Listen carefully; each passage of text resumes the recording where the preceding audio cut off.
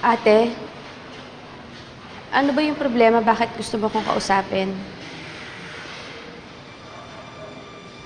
May babae kasing pumunta sa bahay. Rebecca yung pangalan niya. Wala naman akong kilalang Rebecca, ate. Bakit daw?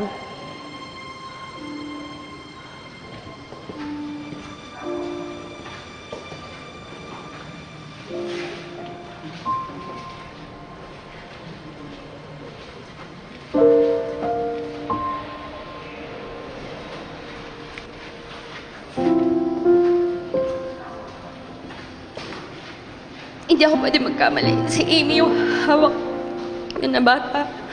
Anak ko to, ate. Nasaan anak ko, ate?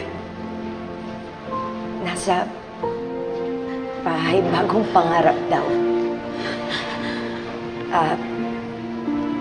Pinalitan nila yung pangalan ng bata. Pinalitan nilang Amy sa Dorina.